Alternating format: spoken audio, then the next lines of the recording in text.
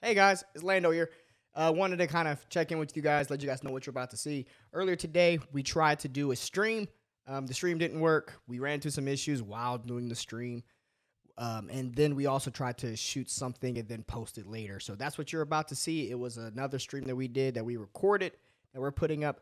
However, in looking back at it at the post production, we also ran into some audio issues there too. So yes, this audio clip you're about to hear, the video clip you're about to see does have some audio issues still that we're still trying to figure out on the back end, but we're all working it out.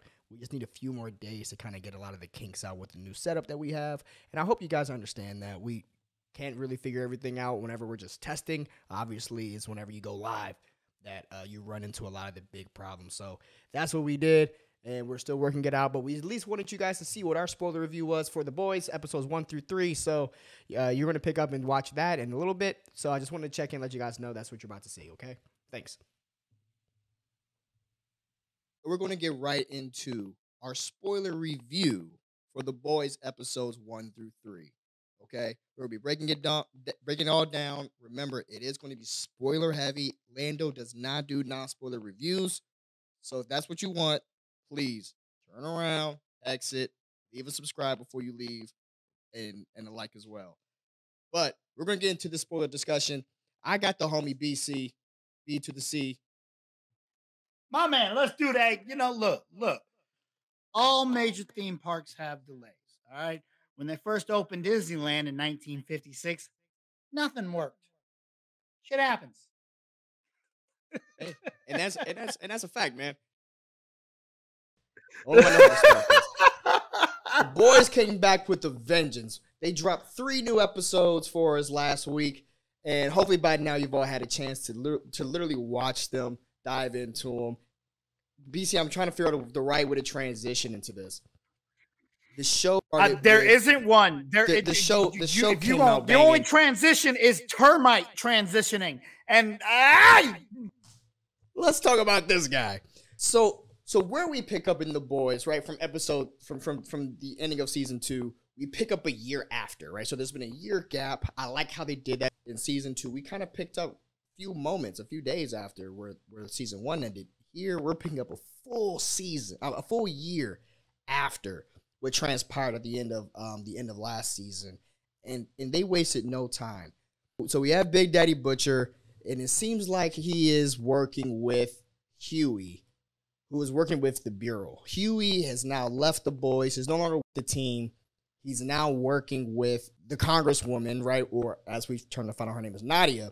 But he's working with the Congresswoman in their way to kind of oversee all the superheroes that came up. And we get off right to the first mission. Butcher is going to Huey saying, yo, make sure we're good to go because we're going in today. We're going in hot. We're going in hot because we got to go get this dude Termite.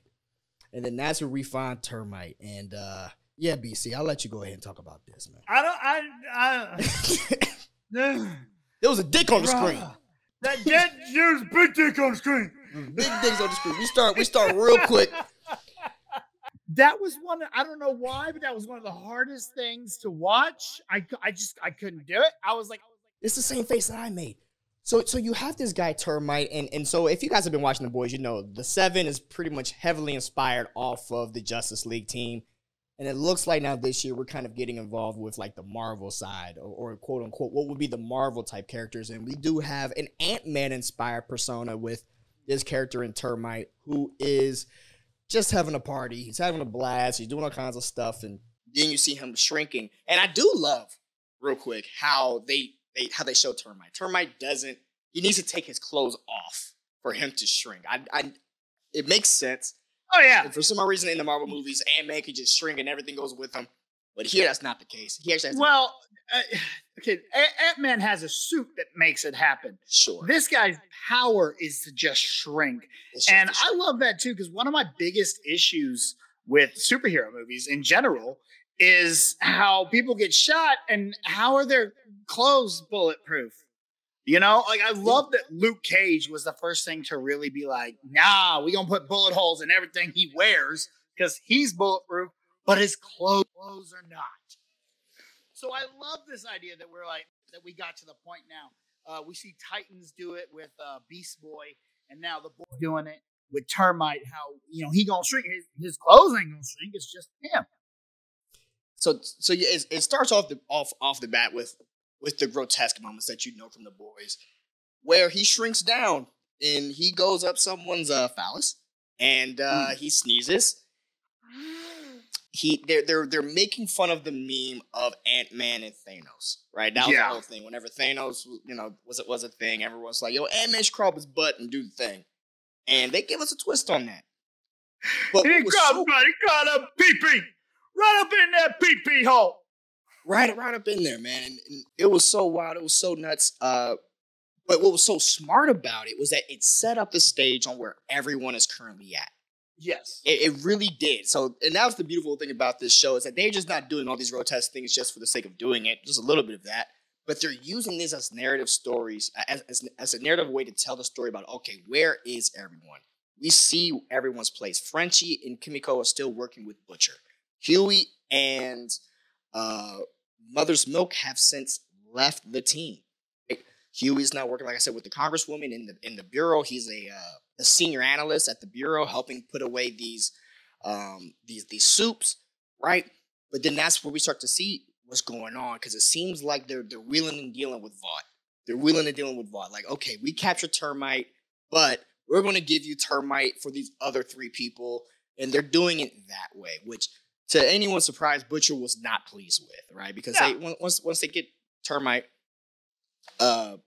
Butcher is like, yo, okay, what are we going to do with them? And they're like, yo, we'll release them back to Vought, which really starts to show you, okay, Vought has this influence. Vought just influence everywhere. And then you also see how Vought is kind of putting the president. They're doing the president thing. And if you guys have been reading the comic books, you know this is going to be heavily inspired off of the Hero-gasm.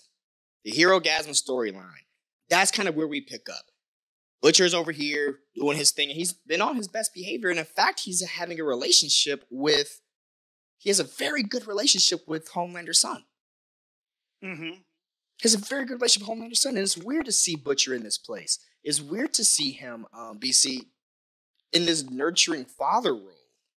Right? Because even when... I love it, though. I think it's definitely adding layers to Butcher's character. And it's really kind of making us see a whole nother side of him, which I think is really good for us, the audience, because it kind of adds a lot to what we know about Butcher, but gives us a new way to kind of look at him and know that, he's not just this vengeful person still. He still has a little bit of that heart left in him, a little bit of that love for his widow, I guess, and it really, adds to him for me. It added a lot for me, too, because Butcher can, I guess to some people, he can come off as being a little one at times, especially because he's just always brooding and trying to just kill soups. This added that nice added layer of, okay, he's looking after Homelander's kid, even though he hates Homelander, but he's doing it for Becca, and he sees Becca with this kid, and he's buying him Amazon Prime gifts. You see him on Amazon Prime while they're getting Termite. And it was really sweet. You see him hanging out, the kids playing jokes on, they're playing Connect 4. And it's really giving you that heart, which I didn't expect to see from Butcher. So we pick back up. We now have this Huey. Huey's working over there in the bureau. And also at the same time, we get the debut of the 7. And this show is so smart about doing the commentary on our current day thing, right? So they're obviously making fun about the release the Snyder Cut thing with the release the Vought cut.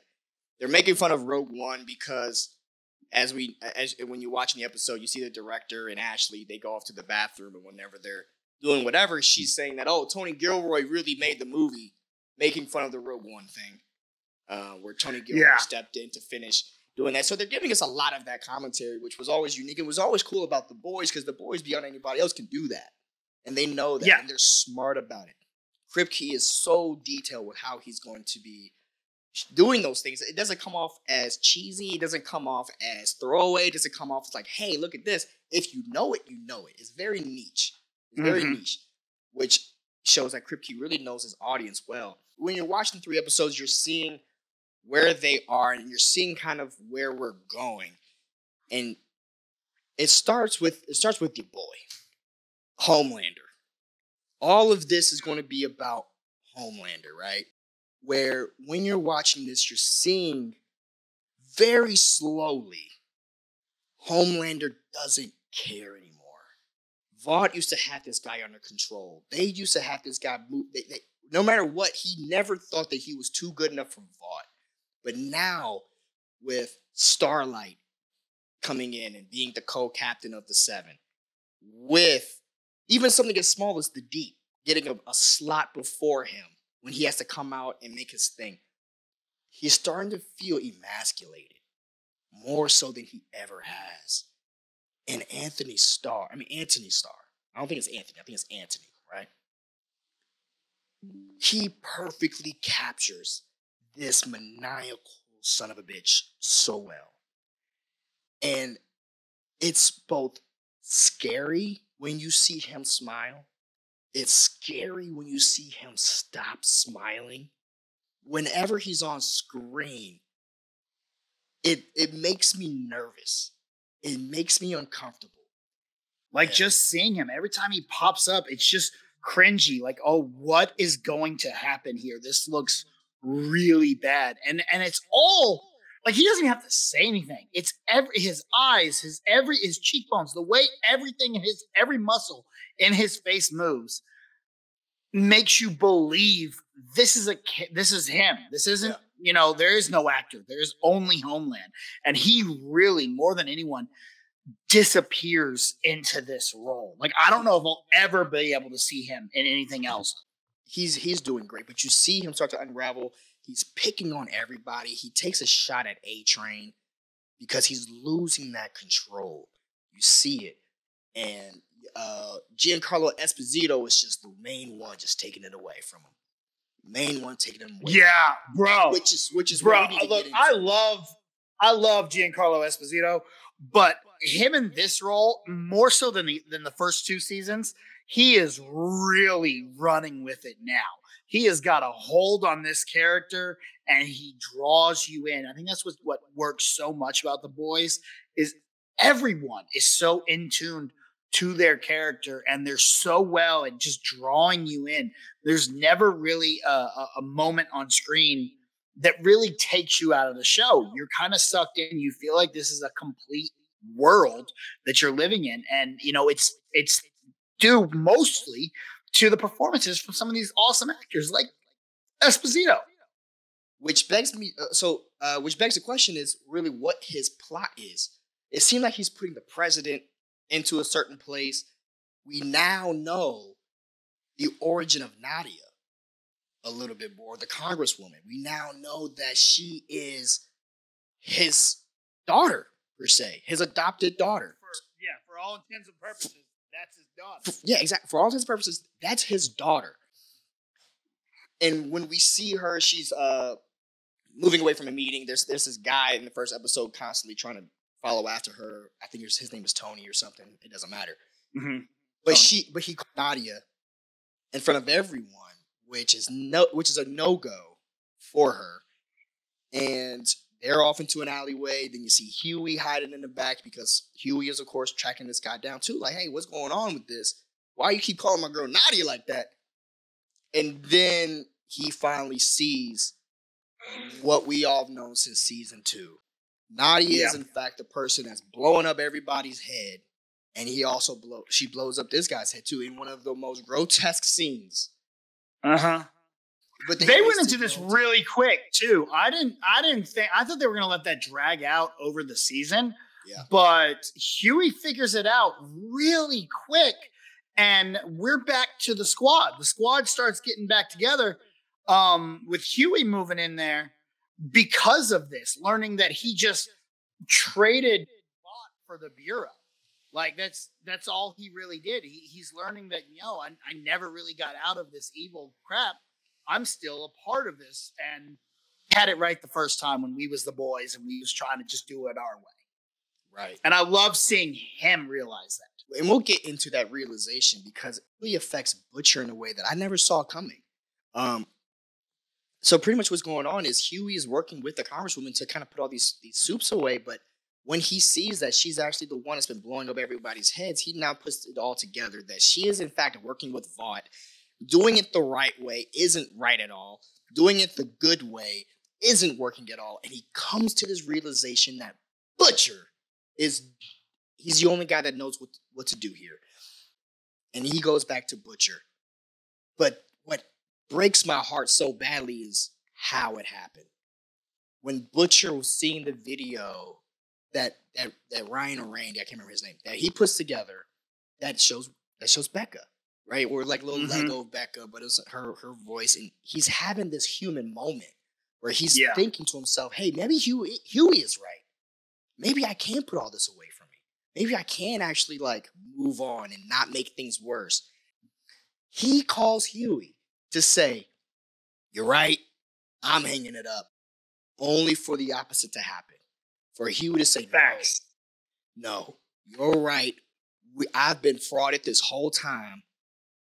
Thought is in control of everything, and you're the only one that can do it." And to watch Butcher just put the phone down, it was on. You see that light go off in his head, and it's just, okay. Where's my Judge Dredd helmet? Let's go. Judge, jury, executioner, let's go. The other side of the coin, because there's so many things going on. Yeah. We have this whole storyline about Temp V. We have this whole thing being brought up about Temp V because it's leading up to a very big thing about why he needs the Temp V. So pretty much this Temp V is introduced with Stan to president that, hey, you guys can order this Temp V at $2 million a piece. It's going to work for 24 hours. You're not going to have the issues that I have because I got a bunch of crybaby superheroes back here that no matter what I got to take care of for the rest of their life. This is going to work well for the military because you're only going to be suits for 24 hours, supposedly, because we don't really know the after effects. We are just hearing this from Stan's point of view. And also, the Diabolical animated show also showed us a little bit about this as well, which was cool. I didn't think it was going to tie in those pieces, but it looks like the Diabolical animated show that they released was actually low-key setting you up for this. Oh, really? Because I didn't watch that. Yeah, so in the Diabolical animated show, they are there's 2 or 3 episodes, which if you haven't watched it, it's phenomenal. It's animated. Each episode is animated with a different animation style. So you have like an episode where it's the first episode, it's very much animated like a Bugs Bunny cartoon. Huh. And then they have one where it's like a Rick and Morty inspired animation style. They're using everyone's different animation styles, kind of similar to like the Chip and Dale movie. But each episode is a standalone piece. There is an episode which is canon. I believe it's the last episode that they have where it actually shows Homelander and Black Noir. I recommend you watch that. Okay. But everything else isn't necessarily considered canon with the show, but they're showing you elements of, okay, we got this Temp V thing, right? So they're bringing that back here. So Maeve gives the Temp V. She gives the Temp V to Butcher because she's thinking to herself, okay, we got to stop Homelander because she sees Homelander. Like I said, Homelander is losing all sense of power with anyone. So there's 2 people he goes to reclaim that power. That is A-Train and that is the D. Bitch around, have him do whatever he wants him to do. It is very, very Injustice Superman. It is. It very much is. And I love seeing that because Injustice is arguably my favorite video game. Like I literally will play that nonstop. I'll sit here and just play Injustice. So I love seeing that aspect of this almost to where, it's not that good-natured Superman. It's no, now, okay, I'm gonna put my team together and I don't have to be this good guy. You want to show that video? He's talking to Starlight about it. You want to show the video? Show it. Because then I have nothing to lose. And I don't think you're actually gonna do that. And even if you don't show it, screw it. I'm going to start being me anyway. When he interrupts the reality show, you can tell that's where he starts to take his power back. Well, not necessarily. It was more so the scene afterwards. But in the middle of the reality show, he has a moment where he kind of snaps and he says, yo, y'all going to stop treating me like this. I am better than you. I am stronger than you. I am the hero. And that's how the second episode ends. He says, I am the hero. I'm the hero, not you. Which parallels that Injustice. Because Injustice, Superman doesn't think he's being the villain. He's like, no, the world needs me to put them in check. What you're seeing is that Homelander, he's subtly doing this. He's comparing himself to Jesus. Yeah. he compares himself to MLK. And every single time, people are just like, dude, you're the furthest thing away from these people. But he's like, I save you, just like Jesus. You know, and he really has this sense of, I am the one. And they're doing this on purpose. They're doing this on purpose. Yeah.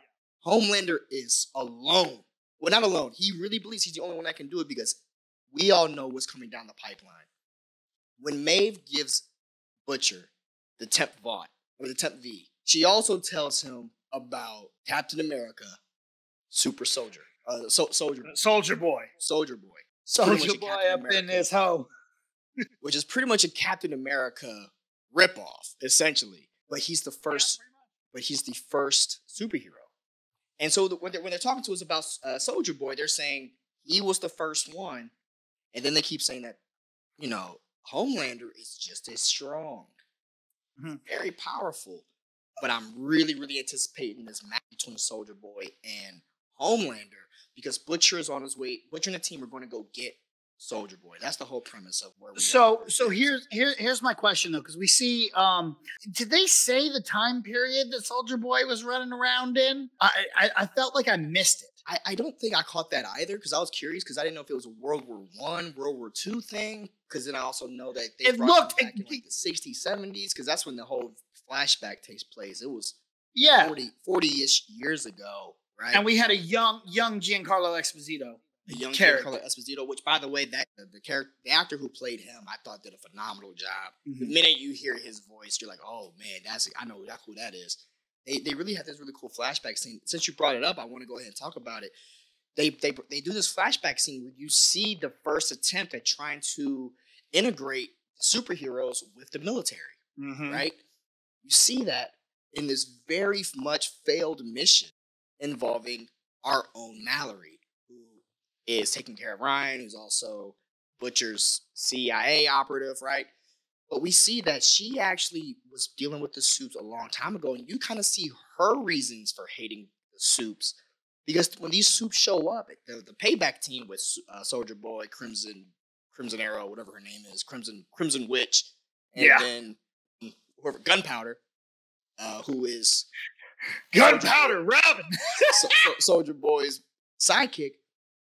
They just come in and destroy the whole mission. And thank you, Black Noir. We see Black Noir's kind of origin, right? Which unique take. Yeah. Especially for the fans who've read the comic books, not at all the comic book origin. That is my question, because I know I had a buddy who was like, yeah, there's a big thing with Black Noir. Just wait for it. If you haven't been spoiled by the comics, just wait for it. I take it they're not going that way because I haven't read the comics. Instantly. So from what I understand about the comic book is, do you mind if I tell you how Black Noir is in the comics? If you don't think it's going to happen in the show, then yeah, go ahead. It's already been erased. With them showing that with Black Noir was black, it's over with.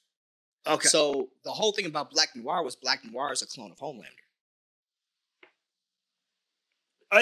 You got me there when you go when you go, oh, when they show that Black Noir was actually black. I'm sorry, hold on, what? Yeah. He wasn't supposed to be black? No. Yeah, in the comic books, Black Noir is another Homelander. Oh shit. Yeah, that was the big thing, and that's why he's so powerful. That's why he can't die. He is a clone of Homelander. So the minute that you see he's black, you're like, okay, that's not it. Oh wow. Yeah.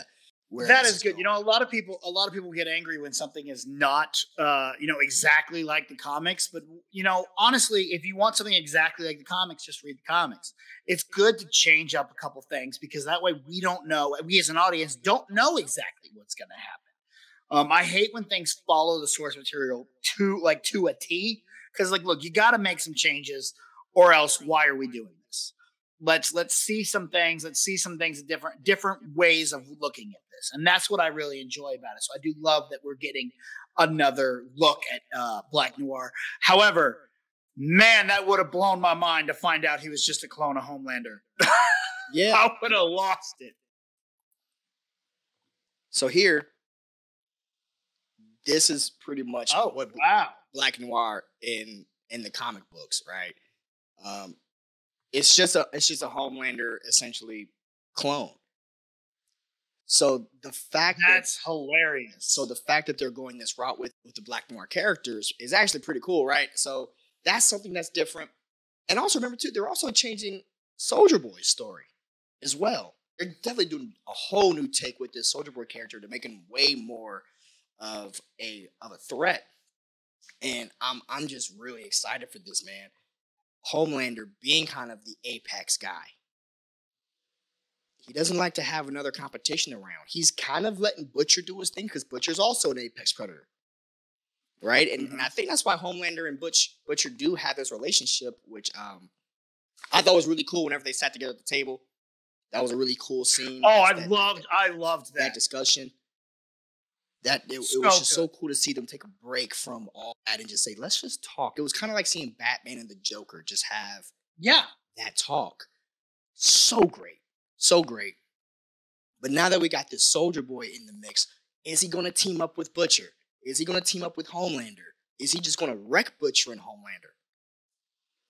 I'm excited to see where we're going. To wrap this up, I'm really hoping to see in the next episode, I'm hoping that we're finally going to see a little bit more about the Red River program.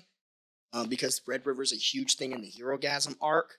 That we only have 8 episodes. They gave us 3, so episodes 4, episodes 5, this is what I would like to see. I also think we're going to get Soldier Boy this episode. I think they're going to find him, and I think they're going to see actually what the heck he is, because they're looking for this weapon. I'm also thinking that he is the weapon. I don't think a weapon took him down. I think he is the weapon, or he was merged with the weapon. Oh, that's an interesting take. I like that. I'm excited to see where we go. I can't wait to really meet Soldier Boy and where the storyline takes us. And I'm also excited to see what I've started calling the moment of the season, because there's always a moment. To me, the moment in season 1 was when the Deep's trying to save the dolphin and it goes flying through the windshield. And it was just that, oh my God, did they really just do that?